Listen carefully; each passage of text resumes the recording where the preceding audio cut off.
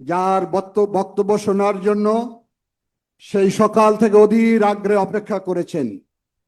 আজকের এই দ্বিবার্ষিক কাউন্সিল অধিবেশনের প্রধান অতিথি আমাদের প্রিয় নেতা, যাকে ঘিরে বাংলাদেশের মানুষ স্বপ্ন দেখছে, বাংলাদেশ জাতীয়তাবাদী দলের ভারপ্রাপ্ত চেয়ারম্যান জনাব তারেক রহমান এখন বক্তব্য রাখবেন জনাব তারেক রহমান। ধন্যবাদ দুলু সাহেব। বিসমিল্লাহির রহমানির রহিম।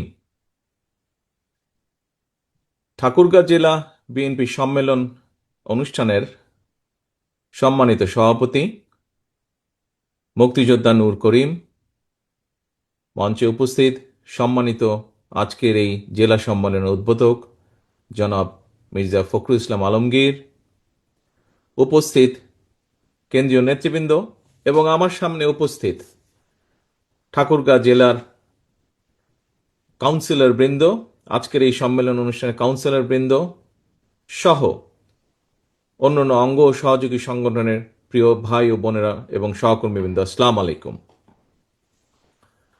আজকে বেশ অনেকদিন পরে আবার এই মাঠে আপনাদের সাথে দেখা হলো আমার।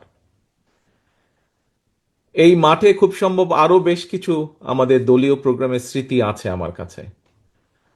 আমরা 2005 সালে প্রথম যখন ইউনিয়ন সম্মেলন আমাদের শুরু করি, তৃণমূল সম্মেলন যখন শুরু করি, খুব সম্ভবত বোধহয় এই মাঠে হয়েছিল অনুষ্ঠানটি। এর বাইরেও বিভিন্ন সময় প্রায় প্রতি বছরই দুস্থ মানুষের জন্য শীতকালে আমরা দলের পক্ষ থেকে কম্বল বিতরণ অনুষ্ঠান করতাম। খুব সম্ভবত এই মাঠেই হয়তো হয়েছে, আর তা না হলে বোধহয় পাশে একটি স্কুল আছে, বোধহয় সেই স্কুল মাঠেও হয়েছে অনুষ্ঠানগুলো। প্রিয় সহকর্মীবৃন্দ, প্রিয় কাউন্সিলর বৃন্দ,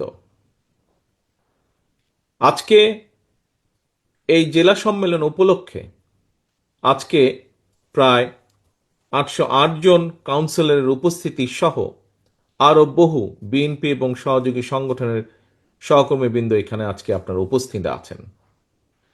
এই যে আজকে আমরা এই অনুষ্ঠানটি এখানে করলাম, বা এই পুরো প্রক্রিয়াটি যে সম্পন্ন করলাম, কেন করলাম তার খুব সংক্ষেপে যদি আমরা দেখি, তার কারণ হচ্ছে এই জন্য এই অনুষ্ঠানটি আমরা করলাম, কারণ এই দলটি আমাদের যে প্রিয় দল বাংলাদেশ জাতীয়তাবাদী দল, বাংলাদেশের জনগণ যাকে সংক্ষেপে বিএনপি হিসাবে চেনে, এই দলটি একটি প্রক্রিয়ার মাধ্যমে গঠিত হয়েছে। এই দলের সংগঠনের বা এই দলের সাংগঠনিক যে ভিত্তি আছে, এই ভিত্তিটি একটি প্রক্রিয়ার মাধ্যমে গঠিত হয়েছে। হ্যাঁ, হয়তো আমরা বিভিন্ন বাস্তব পরিস্থিতির কারণে কোনো কোনো জায়গায় হয়তো আমরা এই প্রক্রিয়াটি সম্পূর্ণভাবে সম্পন্ন করতে পারি না।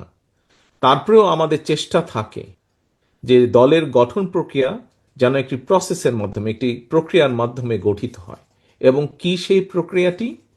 সেই প্রক্রিয়াটি হচ্ছে একটি গণতান্ত্রিক প্রক্রিয়ার মাধ্যমে, অর্থাৎ দলের যারা তৃণমূল পর্যায়ের নেতা কর্মী আছেন, তারা তাদের উপরের স্তরের নেতৃত্বকে মতামতের ভিত্তিতে বা গণতান্ত্রিক একটি উপায়ের মাধ্যমে বাছাই করবেন। খুব সহজে যদি গণতন্ত্রের কথা বলতে আমরা যেটি বুঝি, অর্থাৎ অধিকাংশ যেই আদর্শ, যেই নীতিটিকে সমর্থন করবে, অধিকাংশ মানুষ যেই ব্যক্তি বা দলকে সমর্থন করবে গণতান্ত্রিক পদ্ধতিতে, সেটিকেই প্রধান বা বিজয়ী বা যেভাবেই বলি আমরা গ্রহণযোগ্য হিসাবে গৃহীত হবে। আজকে সহকর্মীবৃন্দ, এখানে 808 জন কাউন্সিলর এই সম্মেলনে অংশগ্রহণ করেছেন এবং এই 808 জন কাউন্সিলরের মধ্যে অধিকাংশ একটি পদ ছাড়া, একটি পদে মোটামুটিভাবে সকলে উইথড্র করে নেওয়াতে, অন্যরা উইথড্র করে নেওয়াতে একজন প্রার্থী ছিলেন। বাকি পদে, জেনারেল সেক্রেটারি পদে আমরা দেখেছি ভোট প্রক্রিয়া সম্পন্ন হয়েছে এবং ভোট প্রক্রিয়ার মাধ্যমে অধিকাংশ কাউন্সিলর বৃন্দ যাকে যোগ্য মনে করেছে তাকে আগামী সাংগঠনিক মেয়াদ পর্যন্ত দায়িত্ব দেওয়া হয়েছে দলকে পরিচালনা করার জন্য। প্রিয় সহকর্মীবৃন্দ, আমরা একটি কথা প্রায়শ বলে থাকি, কি? সেটি হচ্ছে জনগণই বিএনপির সকল রাজনৈতিক ক্ষমতার উৎস।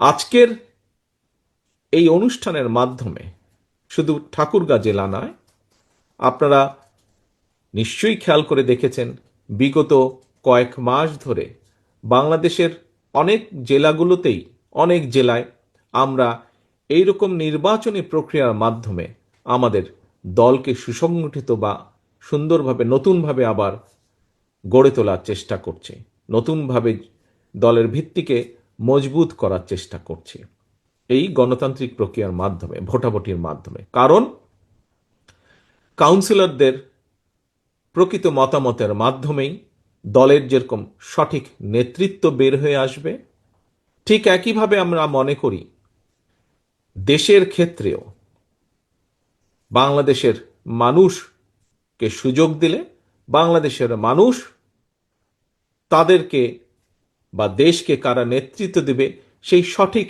নেতৃত্বকে বের করে আনতে সক্ষম হবে বা বের করে নিতে পারবে। এবং প্রিয় সহকর্মীবৃন্দ, বিগত দিনগুলোতে আমরা কি দেখেছি? বিগত দিনগুলোতে আমরা যেই চিত্রগুলো দেখেছি, আমাদের আগের বিভিন্ন বক্তা তাদের বক্তব্যে সেগুলো উপস্থাপন করেছেন। আমরা যে চিত্রগুলো বিগত কয়েক বছর, বিগত এক যুগেরও বেশি সময় ধরে দেখেছি, মানুষের কথা বলার অধিকার, মানুষের ভোট দেওয়ার অধিকার, জবাবদিহিতা, যে কোনো বিষয়, সব ব্যবস্থাগুলোকে ধ্বংস করে দেওয়া হয়েছিল। এবং দেশে যেহেতু কোনো জবাবদিহিমূলক ব্যবস্থা ছিল না, দেশে যেহেতু জনগণের কথা বলার অধিকার ছিল না, দেশে যেহেতু জনগণের মতামত দেবার অধিকার ছিল না যে কিভাবে দেশ পরিচালিত হবে, যেহেতু কোনো প্রকার জবাবদিহিতা ছিল না, জবাবদিহিতার সকল ব্যবস্থাকে ধ্বংস করে দেওয়া হয়েছিল। সেজন্যই আমরা দেখেছি দেশকে ধীরে ধীরে ধ্বংসের দ্বার প্রান্তে নিয়ে যাওয়া হয়েছিল। আমরা দেখেছি কিভাবে আইন শৃঙ্খলা পরিস্থিতি সে সময় দেখা হতো, গুম খুন হত্যা, একে আজ ধরে নিয়ে যাচ্ছে, তাকে কাল ধরে নিয়ে যাচ্ছে। আমরা দেখেছি কিভাবে লক্ষ লক্ষ বিরোধী দলীয় নেতাকর্মী, বিশেষ করে বিএনপির নেতাকর্মীদের নামে কিভাবে লক্ষ লক্ষ গায়েবী মামলা সারা দেশে দেওয়া হয়েছিল। আমরা দেখেছি কিভাবে বিরোধী দলের নেতাকর্মীদেরকে গুম খুনের শিকার হতে হয়েছে, সপ্তাহের পর সপ্তাহ, মাসের পর মাস, বছরের পর বছর। আমরা দেখেছি বিরোধী দলীয় নেতাকর্মীদেরকে আদালতের বারান্দায় ঘুরতে হয়েছে, অথবা জেলখানার পিছনে, হাজতের পেছনে তাদেরকে থাকতে হয়েছে মিথ্যে মামলা। প্রিয় সহকর্মীবৃন্দ, আমরা সে সময় দেখেছিলাম কিভাবে দেশের নির্বাচনী ব্যবস্থাকে ধ্বংস করে দেওয়া হয়েছে। খুবই আনফরচুনেট, দুর্ভাগ্যজনক ব্যাপার। বিগত 15 বছরে এদেশে প্রায় 3 কোটিরও বেশি নতুন ভোটার সংযুক্ত হয়েছে ভোটার লিস্টে। কিন্তু এই যে নতুন ভোটার, তাদেরকে ভোটার হওয়ার পর থেকে কেউই বলা যায় ভোট দিতে সক্ষম হয়নি। কারণ ভোট ব্যবস্থাকে ধ্বংস করে দেওয়া হয়েছিল। সেই 14 সাল বলুন, 18 সাল বলুন, 24 সাল বলুন, প্রত্যেকটি ক্ষেত্রে এখানে উপস্থিত প্রতিটি মানুষ আপনারা সাক্ষী আছেন কিভাবে, শুধু বিএনপির নেতাকর্মী হিসাবেই আপনারা সাক্ষী নন, আপনারা দেশের একজন সাধারণ নাগরিক হিসাবে পর্যন্ত আপনারা সাক্ষী আছেন কিভাবে সেই গণতান্ত্রিক ব্যবস্থা বা ভোট ব্যবস্থাকে ধ্বংস করে দেওয়া হয়েছিল। অর্থাৎ দেশে মানুষের কথা বলার অধিকার, ভোটের অধিকারকে কিভাবে ধ্বংস করে দেওয়া হয়েছিল। যখন এই দুটো ব্যবস্থাকে ধ্বংস করে দেওয়া হয়েছে, এর রিয়াকশন হিসাবে প্রত্যেকটি জায়গায়, সেটি শিক্ষা ব্যবস্থা বলুন, অর্থনৈতিক ব্যবস্থা বলুন, যাই বলুন না কেন, সমাজের বিভিন্ন ব্যবস্থা বলুন, প্রত্যেকটি ব্যবস্থা ধ্বংস করে দেওয়া হয়েছিল। প্রিয় সহকর্মীবৃন্দ, 1971 সালে লক্ষ প্রাণের বিনিময় আমরা বাংলাদেশের স্বাধীনতা অর্জন করেছি। বাংলাদেশের মানুষের প্রত্যাশা ছিল যে তাদের প্রত্যাশিত একটি বাংলাদেশ ধীরে ধীরে গড়ে উঠবে। বিভিন্ন সময় গড়ে ওঠার প্রক্রিয়া শুরু হয়েছে, কিন্তু আমরা দেখেছি একই সাথে সেই প্রক্রিয়াকে থামিয়ে দেওয়ার জন্য আবার একটি কিছু মহল বিভিন্ন সময় ষড়যন্ত্রের জালও তারা বুনেছে। কখনো তারা সফল হয়েছে, কখনো তারা ব্যর্থ হয়েছে। দেশের জনগণ সকল ষড়যন্ত্রের জাল ছিন্ন করে বেরিয়ে এসেছে। প্রিয় সহকর্মীবৃন্দ, শুধু 71 সালেই নয়, এই যে বললাম বিভিন্ন সময় ষড়যন্ত্রকারীদের জাল বিভিন্নভাবে তারা বিস্তার করার চেষ্টা করেছিল। এইভাবে গণতন্ত্রের ত্রুটিকে চেপে ধরার জন্য তাদের প্রচেষ্টা অব্যাহত ছিল এবং বিএনপি সহ আরো অনেকগুলো বাংলাদেশের গণতান্ত্রিক রাজনৈতিক দল রাজপথে বিভিন্ন সময় সোচ্চার হয়েছে দেশের জনগণের রাজনৈতিক অধিকারকে, কথা বলার অধিকারকে প্রতিষ্ঠিত করার জন্য। এবং তার ফলশ্রুতিতে আমরা দেখেছি যারা স্বৈরাচার ছিল, যারা চেষ্টা করেছিল দেশের জনগণকে দাবিয়ে রাখতে, আমরা দেখেছি সেই স্বৈরাচাররা তাদের ক্ষমতাকে ধরে রাখার জন্য কিভাবে গুমের রাজনীতি শুরু করেছিল, খুনের রাজনীতি শুরু করেছিল, মিথ্যা মামলার রাজনীতি শুরু করেছিল, লুটপাটের রাজনীতি শুরু করেছিল, অর্থ পাচারের রাজনীতি শুরু করেছিল, কিভাবে মেগা প্রকল্পের নামে মেগা দুর্নীতি শুরু করেছিল। প্রিয় সহকর্মীবৃন্দ,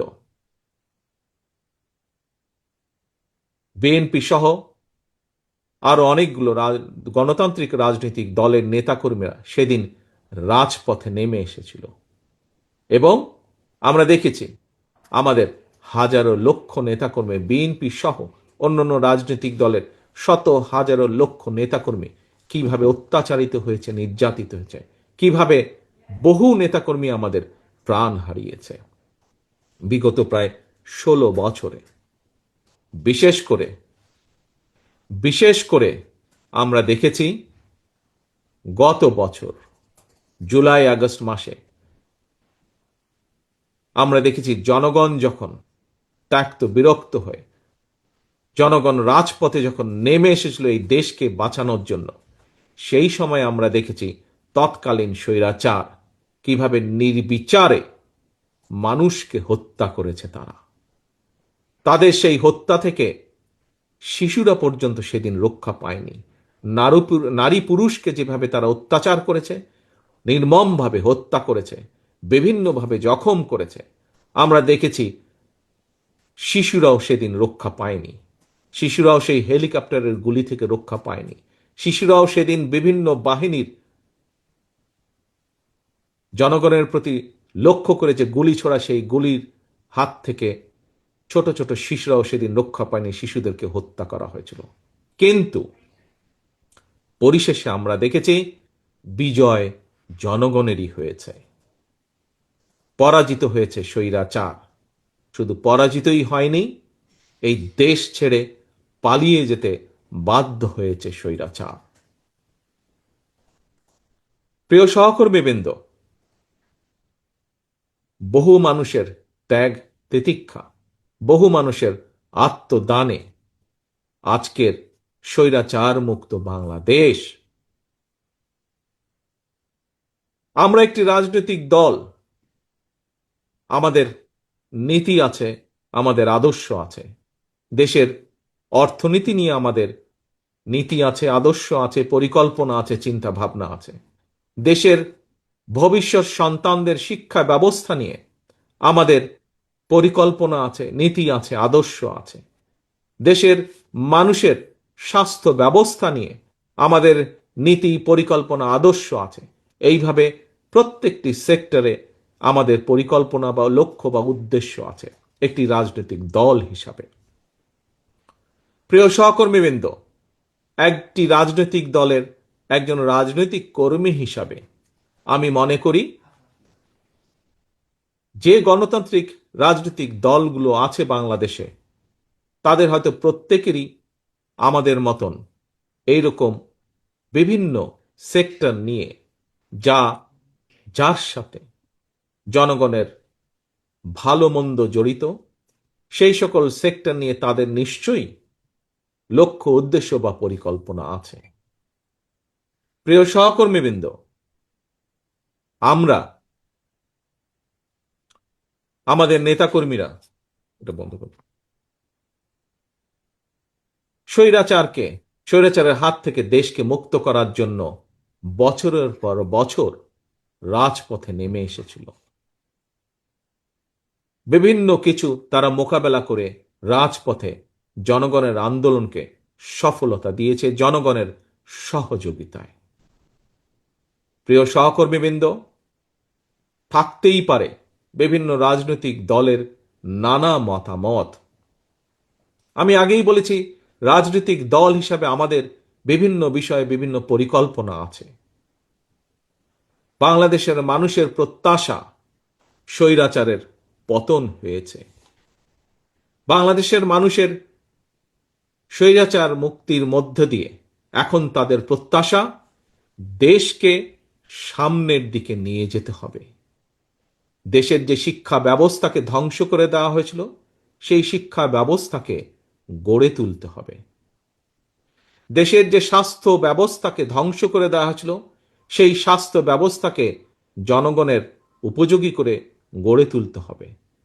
দেশের কৃষকরা যে বিভিন্ন সমস্যার সম্মুখীন, সেই সমস্যাগুলোর ধীরে ধীরে সমাধান বের করে নিয়ে আসতে হবে, যাতে কৃষক এবং সামগ্রিকভাবে দেশের মানুষ উপকৃত হয়। দেশের বহু মানুষ, যুবক শ্রেণী সহ তরুণ শ্রেণী সহ বহু মানুষ বেকার, কোটি কোটি মানুষ আজ বেকার। এই বেকার যে মানুষগুলো আছে, তাদের কর্মের ব্যবস্থা করতে হবে রাজনৈতিক দলগুলোকে। সেই সম্পর্কিত পরিকল্পনা থাকতে হবে, এই সমস্যার সমাধানের সুরাহা দিতে হবে, নির্দেশনা দিতে হবে, দিক নির্দেশনা। একইভাবে বাংলাদেশের নারীদের বহু সমস্যা আছে। কিভাবে সেই সমস্যার সমাধান মোকাবেলা করা যায়, সেই সমস্যার মোকাবেলা করা যায়, সেগুলোর দিক নির্দেশনা দিতে হবে আমাদেরকে।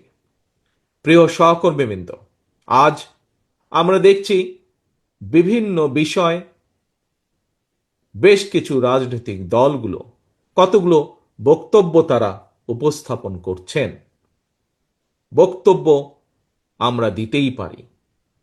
প্রত্যেকটি রাজনৈতিক দলের গণতান্ত্রিক ব্যবস্থায় তাদের বক্তব্য দেবার অধিকার অবশ্যই তাদের আছে। কিন্তু প্রিয় সহকর্মীবৃন্দ, আমরা যদি বক্তব্য উপস্থাপন করতে গিয়ে দেশে যদি এমন একটি পরিস্থিতি তৈরি হয়, যে পরিস্থিতিতে কোনো অরাজকতা তৈরি হবার সম্ভাবনা থাকতে পারে, যে পরিস্থিতিতে দেশে পলাতক স্বৈরাচার আবার ফিরে আসার পরিস্থিতি তৈরি হতে পারে, তাহলে সেটি দেশ, দেশের জনগণ এবং দেশের গণতান্ত্রিক ব্যবস্থার জন্য অবশ্যই সেটি কোনরূপেই ভালো হবে না।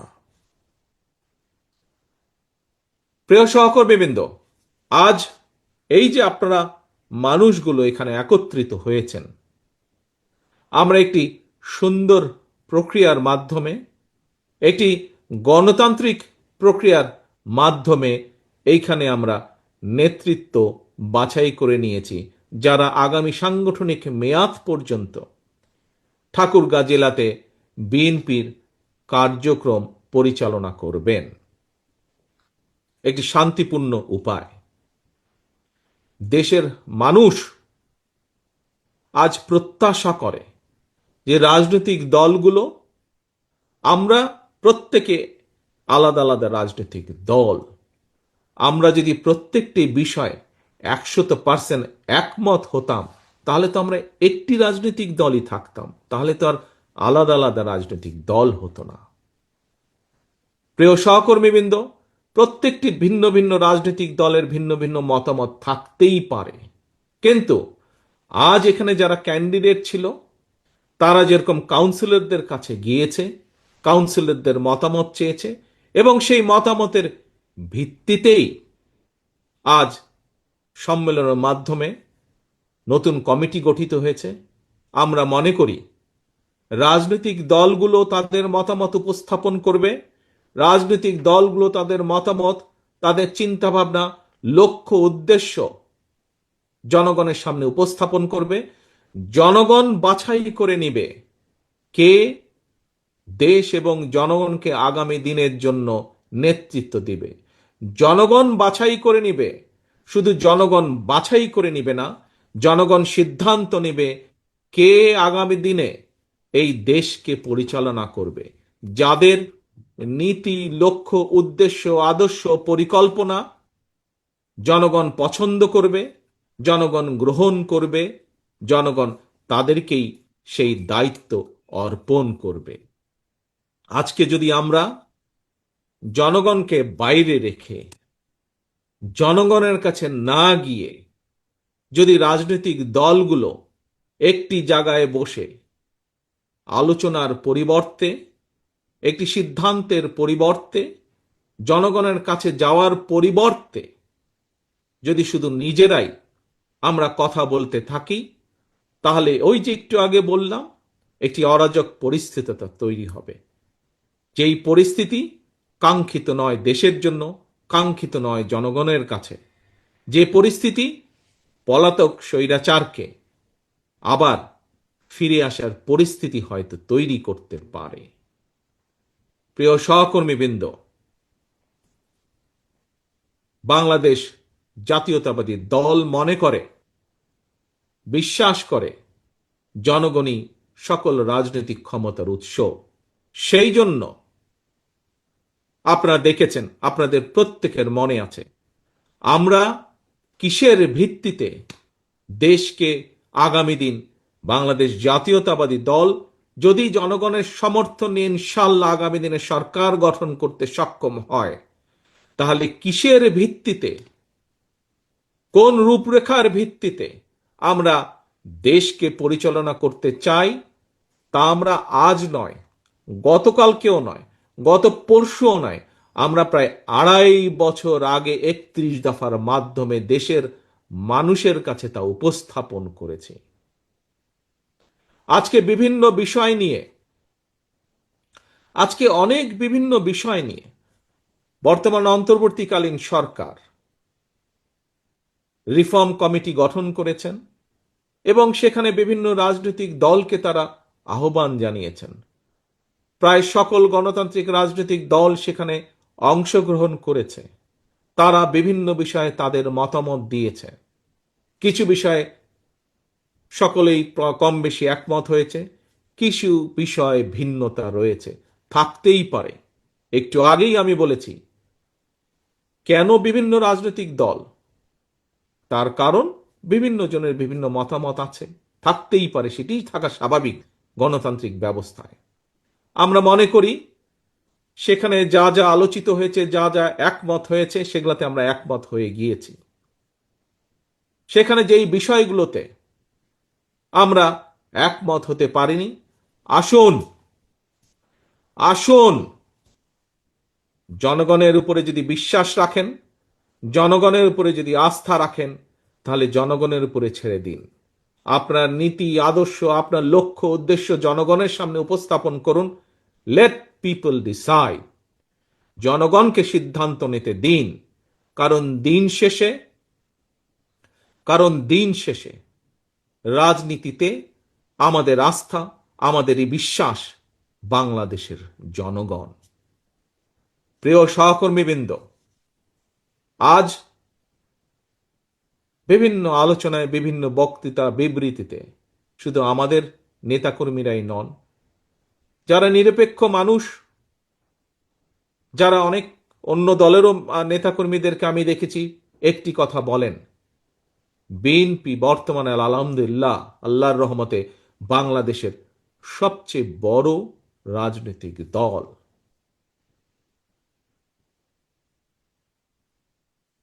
সবচেয়ে বড় রাজনৈতিক দল হিসাবে আমি প্রথমেই কৃতজ্ঞতা প্রকাশ করি এই দেশের মানুষের কাছে, এই দেশের জনগণের কাছে। কারণ জনগণের সমর্থন না থাকলে অবশ্যই কোনো রাজনৈতিক দল বড় হতে পারে না। এরপরে আমি কৃতজ্ঞতা প্রকাশ করি আমার তৃণমূল পর্যায়ের মাঠ পর্যায়ে সেই সকল নেতাকর্মী যারা দিন রাত অক্লান্ত পরিশ্রম করে দলের নীতি এবং আদর্শকে জনগণের দৌড় গোড়ায় পৌঁছে দিয়েছেন, জনগণের দৌড় গোড়ায় নিয়ে গিয়েছেন এবং তার পক্ষে মতামত সৃষ্টি করে, দলের পক্ষে মতামত সৃষ্টি করে জনগণকে ঐক্যবদ্ধ রেখেছেন। সেই সকল নেতাকর্মীদেরকে কৃতজ্ঞতা জানাই এবং ধন্যবাদ জানাই। প্রিয় সহকর্মীবৃন্দ, সারা বাংলাদেশে আজ ঠাকুরগাঁর জেলা সম্মেলনে উপস্থিত হয়েছি আমি। আপনাদের সামনে বক্তব্য রাখার আমার সুযোগ হয়েছে। এই মুহূর্তে আপনাদের এই অনুষ্ঠানের মাধ্যমে এবং আপনাদের মাধ্যমে সারা বাংলাদেশের শহীদ জিয়া এবং দেশনেত্রী খালেদা জিয়ার প্রতিটি সৈনিকের কাছে একটি কথা আমি তুলে ধরতে চাই। আপনারা প্রত্যেকেই এক একজন পোড় খাওয়া রাজনৈতিক কর্মী। নিশ্চয়ই আপনারা বুঝতে পারছেন কোথাও হয়তো কেউ কেউ কোনো কিছু করার চেষ্টা করছে যার মাধ্যমে জনগণের সেই প্রস্তাবিত গণতান্ত্রিক যে যাত্রা, সেই যাত্রা ব্যাহত হতে পারে। কাজেই শহীদ জিয়া এবং দেশনেত্রী খালেদা জিয়ার প্রত্যেকটি সৈনিকের কাছে আমার আহ্বান, আপনাদের প্রত্যেককে সচেতন থাকতে হবে। বিগত দিনে স্বৈরাচারের বিরুদ্ধে আপনারা যেভাবে দল এবং জনগণকে একসাথে ঐক্যবদ্ধ রেখেছিলেন, সেই কাজটি এখনো শেষ হয়ে যায়নি। এই কাজটি আমাদেরকে অব্যাহত রাখতে হবে। বাংলাদেশের সবচেয়ে বৃহৎ রাজনৈতিক দল হিসেবে আমাদের উপরে এর দায়িত্ব যে গণতন্ত্রের প্রতি যে কোনো হুমকিকে আমরা মোকাবেলা করব। অবশ্যই সেই পদ্ধতিতে, যে পদ্ধতি জনগণ সমর্থন করে। অবশ্যই এমন কোনো পরিস্থিতিতে বা এমন কোনো পদ্ধতি আমরা অনুসরণ করব না যেই পদ্ধতিতে জনগণের শান্তি এবং শৃঙ্খলা নষ্ট হয়, শান্তি নষ্ট হয়, এমন কোনো পদ্ধতি অবশ্যই নয়। প্রিয় সহকর্মীবৃন্দ, আমাদের রাজনৈতিক দল হিসেবে আমাদের দায়িত্ব গণতন্ত্রকে কোনোভাবেই যাতে কেউ বিঘ্নিত করতে না পারে। 1971 সালে লক্ষ মানুষের প্রাণের বিনিময়ে এই দেশ অর্জিত হয়েছে। পরবর্তীতে আরো হাজারো মানুষের আত্মদানের বিনিময় লক্ষ মানুষ অত্যাচারিত, নির্যাতিত হয়েছে। তারপরেও থেমে থাকেনি গণতন্ত্র পুনরুদ্ধারের আন্দোলন। কাজেই এই আন্দোলনের ফল যাতে সেই গণতন্ত্র ফল যাতে জনগণ দোরগোড়ায় পৌঁছে দিতে পারি আমরা, তার জন্য আমাদেরকে সর্বদা সজাগ থাকতে হবে। প্রিয় সহকর্মীবৃন্দ, আজ আমাদেরকে খেয়াল রাখতে হবে, এই কথাটি আমি বারে বারে বলেছি, আমাদেরকে খেয়াল রাখতে হবে। একটু আগে এখানে একজন বক্তা বলেছেন যে বেশ অনেকবার আমি বিগত 1 বছরে বলেছি, আমরা যত যাই মনে করি না কেন, যে আমাদের অনেক নেতাকর্মী হয়তো ভুল করে মনে করছেন যে আগামী দিনের নির্বাচন হয়তো সহজ হবে। আমি আজকে থেকে 1 বছর আগে বলেছিলাম, আমরা যত সহজ ভাবছি তত সহজ নয় ব্যাপারটি। আপনাদের নিশ্চয়ই সেই অনুষ্ঠানে উপস্থিত ছিলেন অনেকেই, সবাই না থাকলেও যেই অনুষ্ঠানে 1 বছর আগে আমি এই কথাটি বলেছিলাম, অনেকেই আপনারা সেদিন উপস্থিত ছিলেন। প্রিয় সহকর্মীবৃন্দ, যা আমি 1 বছর আগে বলেছিলাম, পারিপার্শ্বিক অনেক কিছু দেখলে ধীরে ধীরে মনে হয় সেই কথাটি হয়তো সত্য হতে যাচ্ছে। কাজেই বাংলাদেশের সবচাইতে বড় রাজনৈতিক দল হিসাবে আমাদের দায়িত্ব, যেভাবে বিএনপি দেশের মানুষকে সাথে নিয়ে গণতন্ত্র পুনরুদ্ধারের আন্দোলনকে জোরদার করে তুলেছিল, সেই আন্দোলনকে জনগণকে সাথে নিয়ে সফল করেছিল। আসুন আজকের এই কাউন্সিল অধিবেশনে আমাদের প্রতিজ্ঞা হোক, ঠিক একইভাবে যতক্ষণ পর্যন্ত এই দেশের মানুষের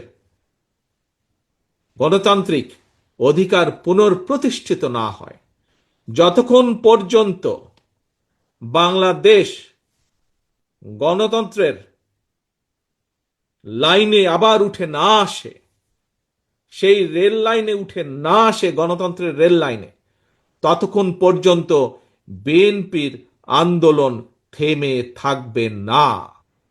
আজকের এই অধিবেশনে, এই কাউন্সিল অধিবেশনে এটি হোক আমাদের প্রথম প্রতিজ্ঞা।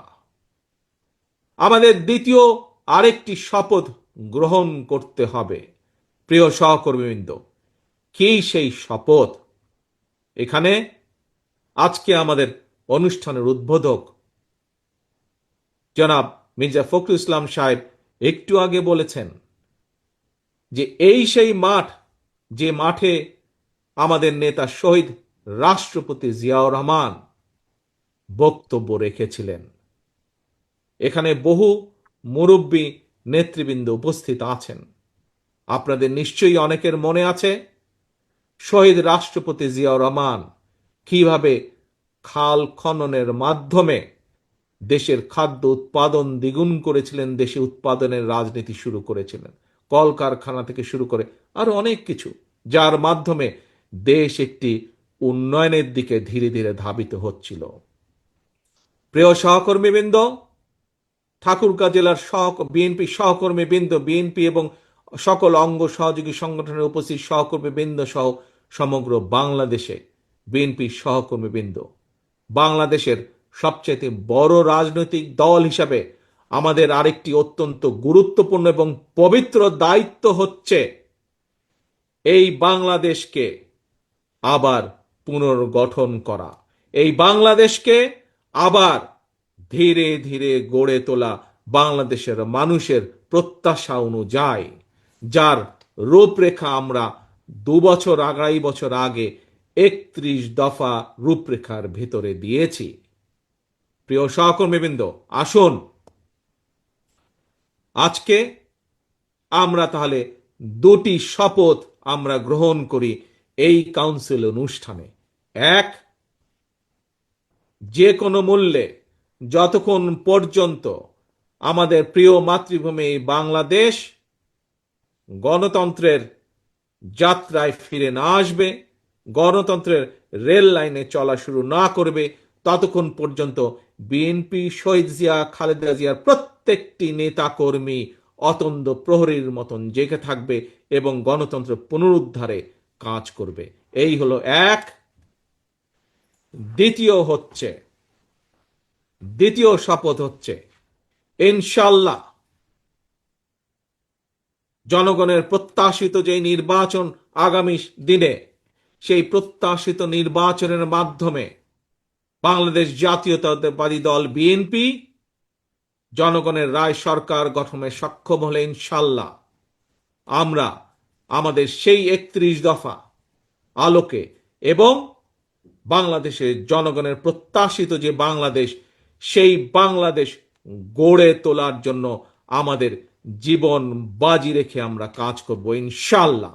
এই দুইটি হোক আজকে আমাদের এই কাউন্সিল অনুষ্ঠানের শপথ। প্রিয় সহকর্মীবৃন্দ, সামনের দিনে আমাদের তাহলে ইম্পর্টেন্ট কাজ হচ্ছে দুটো। এক, যে কোনো মূল্যে বাংলাদেশের বিরুদ্ধে ষড়যন্ত্রকে রুখে দিয়ে গণতন্ত্রকে প্রতিষ্ঠা করা। 2, যে কোনো মূল্যে বাংলাদেশকে জনগণের প্রত্যাশা অনুযায়ী সেই সুন্দর দেশটি গড়ে তোলা।